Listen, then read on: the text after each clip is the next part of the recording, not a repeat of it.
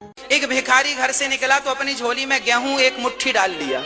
झोली खाली नहीं होनी चाहिए ना, भिखारी का भी भाव ये था। चला, आज भिखारी सोच रहा था आज काश राजा मिल जाता और राजा मुझे बढ़िया भीख दे देता तो मेरा काम बन जाता। सोच ही रहा था कि राजा की पालकी सामने से आ गई।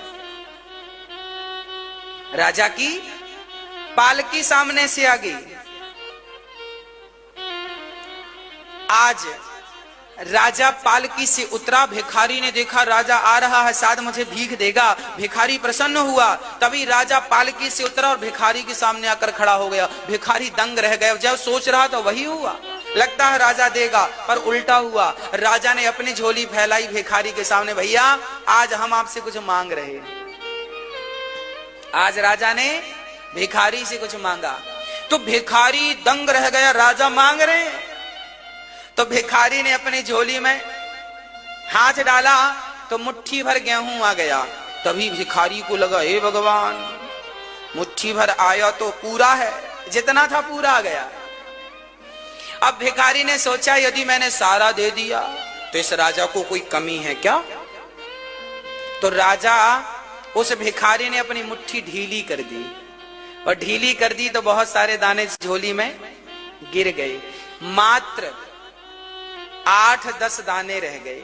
तो 8-10 दाने भिखारी ने राजा को यूं दे दिया, ये लो। राजा लेकर चले गए। भिखारी ने पूरे गांव में भीख मांगी, आज उसे बहुत मिला। जब घर लेकर आया, उसने सारा अनाज रखा तो उसने देखा कि उसके अनाजों में कुछ चमक रहा है। ध्यान से देखा तो उतने ही दाने सोने के हो गए थे जितने दाने उन्होंने राजा को दान में दिए थे। 8 गेहूं के दाने उन्होंने राजा को 8-10 दाने, तो देखा तो 8-10 दाने गेहूं के वो सोना बन चुके थे।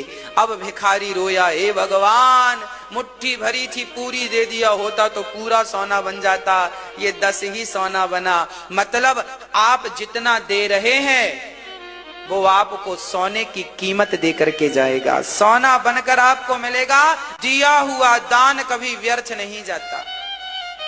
जितना हम देते हैं, अरे किसान खेत में 1 कुंटल गेहूं डालता है तो 4 महीने में 20-25 कुंटल आता है कि नहीं।